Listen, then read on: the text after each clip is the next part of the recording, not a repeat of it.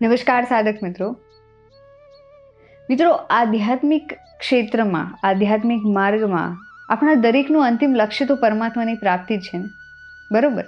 પણ એ પ્રાપ્તિના માર્ગો પણ કેટલા બધા અનેક છે, અલગ અલગ છે. તો એમાંથી પરમાત્મા પ્રાપ્ત કરવા માટે સર્વશ્રેષ્ઠ અને સરળ માર્ગ કયો, એ જાણીએ આજે.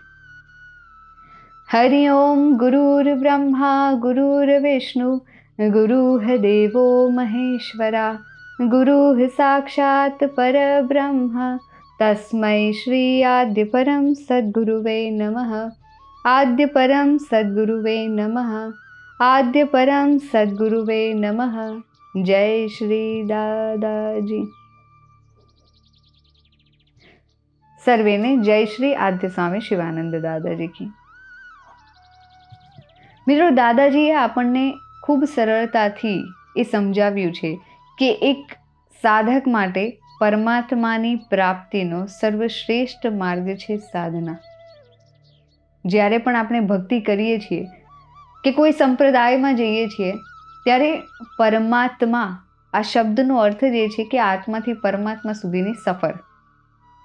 તો પરમાત્માની પ્રાપ્તિ આપણને થઈ શકે છે, અથવા તો જ્યાં સુધી આપણે આત્માની અનુભૂતિ નથી કરી લેતા કે હું આત્મા છું, ત્યાં સુધી આપણે સાધકે સાધના કરવી જ જોઈએ. મિત્રો, શરૂઆતમાં જ્યારે આપણે ભક્તિ માર્ગમાં આવીએ છીએ ત્યારે સર્વપ્રથમ આધાર એનો આપણી માટે બને છે કોઈને કોઈ નામ સ્મરણ.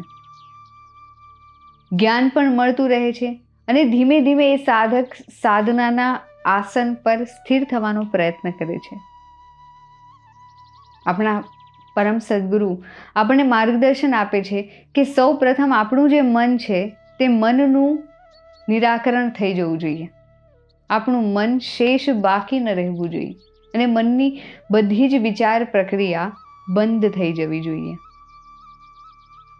અને આ રીતે જ્યારે સાધક સાધનામાં બેસે છે ત્યારે સાધના જ એકમાત્ર એવો માર્ગ બને છે કે જે આપણને આત્મ સાક્ષાત્કાર અને પરમાત્માની પ્રાપ્તિ કરાવી શકે છે.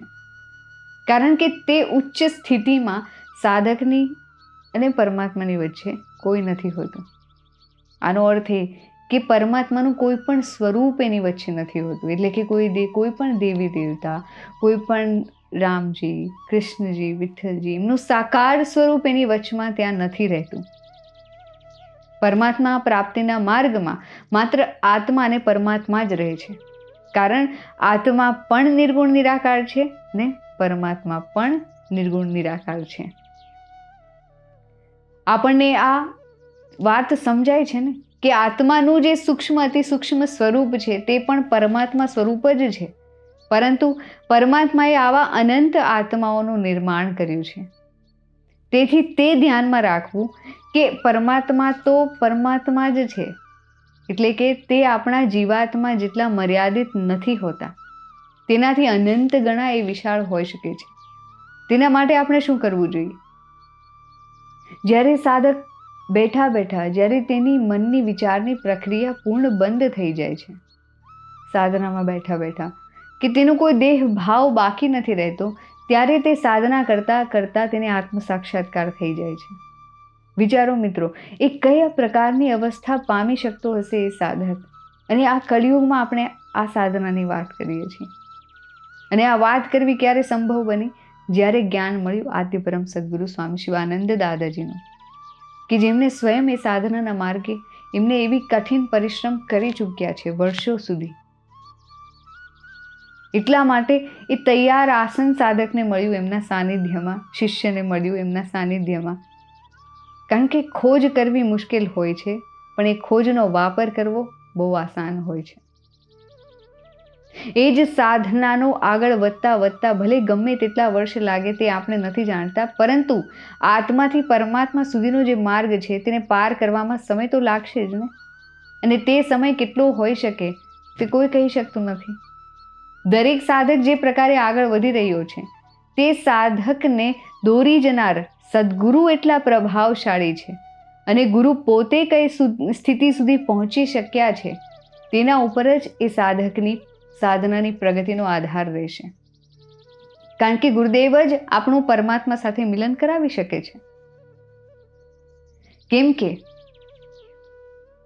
ગુરુદેવને જે જ્ઞાન હોય છે, સમજી લો કોઈએ પોતે સ્વ અનુભવ કર્યો છે, પોતે સ્વ કષ્ટથી એ પ્રક્રિયામાંથી બહાર નીકળ્યા છે, એવા જ સદગુરુ એને જ જ્ઞાન હોય છે કે આપણે કઈ રીતે આગળ લઈ જવાના છે. સાધક તે પોતે અજ્ઞાન છે, એ તો પોતે અજ્ઞાન છે, તો કશું જાણતો નથી ધ્યાનની વિષયમાં, પરમાત્માના વિષયમાં. તેને આત્મ સાક્ષાત્કાર થઈ ગયા પછી પણ તેનાથી આગળ લઈ જવાની જે પ્રક્રિયા છે તે સંપૂર્ણ સદગુરુના હાથમાં જ હોય છે. આત્મ સાક્ષાત્કાર થવાનો અર્થ એ નથી કે જીવ પોતે જ પરમાત્મા થઈ ગયો. તે પરમાત્મા સ્વરૂપ છે એ એને સમજાઈ જશે. નિર્ગુણ નિરાકારની એને સમજ આવી જશે, પરંતુ તે પોતે જ પરમાત્મા નથી બની શકતા. કારણ કે ત્યાં સુધી પહોંચવા માટે જે તપોબલ જોઈએ તે તપોબલ પ્રાપ્ત કરવું પણ આવશ્યક છે.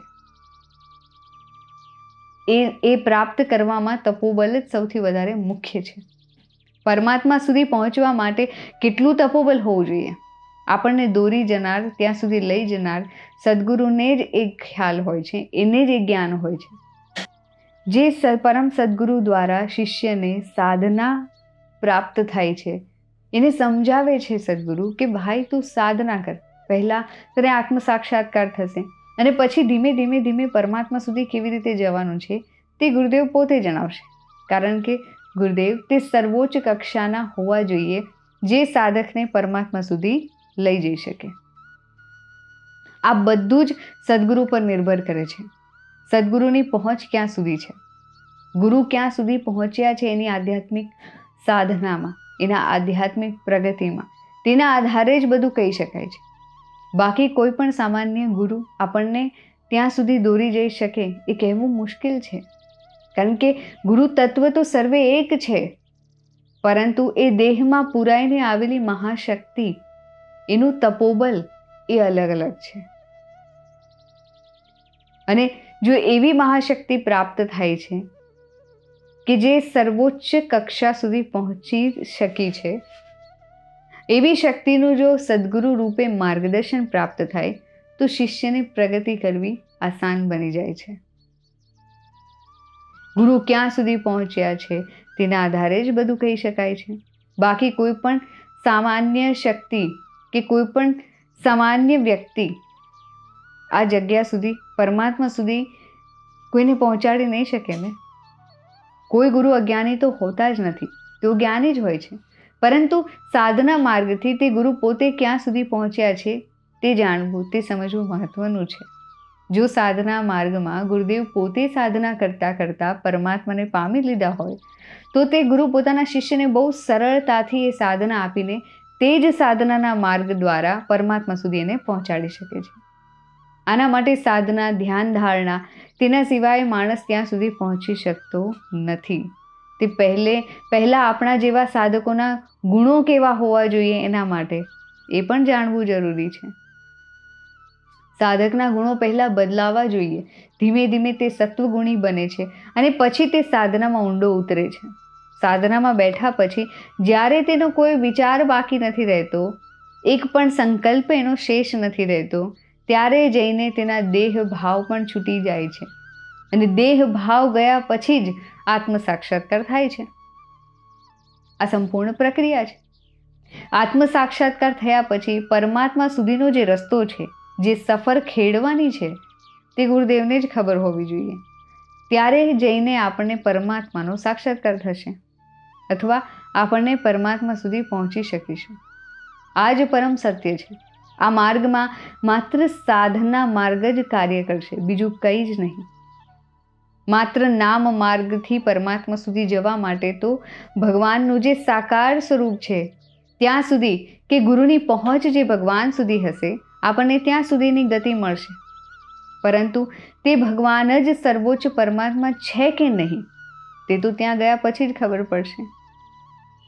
કારણ કે પરમાત્મા તો પોતે નિર્ગુણ નિરાકાર છે, જેને વેદો પણ નેતિ નેતિ કહીને વર્ણવે છે. નેતિ નેતિ એટલે કે હજુ પણ આનાથી આગળ ઘણું છે, આ પણ નહીં, તે પણ નહીં. અને આપણા વેદોમાં મહર્ષિ વેદવ્યાસજીએ આનો ઉલ્લેખ કર્યો છે. આ વાત પણ આપણે વિચારવી પડશે ને. એટલે કે આપણા ગુરુદેવ ક્યાં સુધી પહોંચ્યા છે તે આપણને પરમાત્માના દર્શન કરાવી શકે છે કે કેમ, ત્યાં લઈ જઈ શકે તેમ છે કે નહીં, તે ગુરુદેવની પોતાની આધ્યાત્મિક ઊંચાઈ પર આધાર રાખે છે. આ આખો સાધના માર્ગ એવો છે કે જો ગુરુ સાચા છે અને ગુરુ પોતે જ્યાં સુધી પહોંચ્યા હશે ત્યાં સુધી જ તેઓ સાધકને લઈ જઈ શકે છે. કદાચ પરમાત્માના પ્રત્યક્ષ દર્શન પણ થઈ શકે છે, પણ તે વિશે કંઈ કહી શકાતું નથી કે પરમાત્માના દર્શન ક્યારે થશે, કે થશે જ કે નહીં, તેમાં કેટલો સમય લાગશે.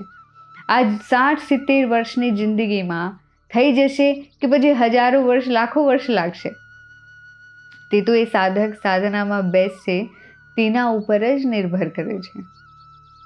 અને એ જો તે સાધક સાધનામાં બેસે છે, આપણા અને પરમાત્માની વચ્ચે ગુરુદેવ છે, એક બાંધ છે એ સાધકને ત્યાં સુધી પહોંચાડવાનો. ગુરુદેવજી જ્યાં સુધી પહોંચ્યા છે ત્યાં સુધી તો તેઓ આપણને ચોક્કસ લઈ જઈ શકે. તેનાથી આગળની સફર તય કરવી તે સાધકનું પોતાનું કર્તવ્ય બની જાય છે. કારણ કે જો પરમાત્મા સુધી પહોંચવામાં પણ વચ્ચે રસ્તો બાકી બચે છે અને માર્ગદર્શક જો ત્યાં સુધી નથી પહોંચ્યા તો આગળનો સફર તો જાતે જ તય કરવો પડશે. અથવા જો ગુરુ પોતે પરમાત્મા સુધી પહોંચેલા પૂર્ણ પુરુષ હોય, તે ગુરુ જ આપણને પરમાત્મા સુધી પહોંચાડી દેશે. આ જ સાચો માર્ગ છે, કારણ કે આપણી આખરી સફર પરમાત્મા સુધી જ કરવાની હોય છે. અને આ જે વાત પરમાત્માના સ્થાનની હજુ પણ ઓર વિસ્તારથી સમજવા માટે આપણે શાસ્ત્રોમાં જે 21 મંડળ બતાવવામાં આવ્યા છે કે તે 21 મંડળમાં કયા દેવ કે કયા ભગવંત ક્યાં બિરાજમાન છે, તે પણ આપણને ગુરુ કૃપાથી સમજાય છે. કારણ કે પરમાત્મા સુધીના પ્રવાસમાં વચ્ચે ઘણા બધા સ્ટેશન છે, જેને આપણે શાસ્ત્રોક્ત ભાષામાં આપણે લોક કહીએ છીએ. પરમાત્મા તો આ બધા જ મંડળોથી પાર છે. ભલે કોઈ પણ ભક્ત કોઈ પણ સ્વરૂપની ભક્તિ કરતો હોય, કોઈ રામ ભક્ત હોઈ શકે, કોઈ કૃષ્ણ ભક્ત હોઈ શકે, કોઈ વિષ્ણુ ભક્ત, કોઈ શિવને ભજતા હોય, પરંતુ હકીકતમાં જો જોવામાં આવે તો ગુરુર બ્રહ્મા ગુરુર વિષ્ણુ ગુરુર દેવો મહેશ્વરા ગુરુ સાક્ષાત પરબ્રહ્મ તસ્મૈ શ્રી આદ્ય પરમ સદગુરુવે નમઃ. એટલે કે ગુરુ પોતે જ પરબ્રહ્મ સ્વરૂપ એટલે કે પરમાત્મા સ્વરૂપ થઈ ગયા હોય. આની અંદર તો એ જ મંત્રમાં કહેવામાં આવેલું છે આ પંક્તિઓમાં કે પરબ્રહ્મ સ્વરૂપ જે થયા હોય તેવા ગુરુ આ ત્રણેય સ્વરૂપોથી, ત્રણેય આ ભગવંત સ્વરૂપોથી પરે છે.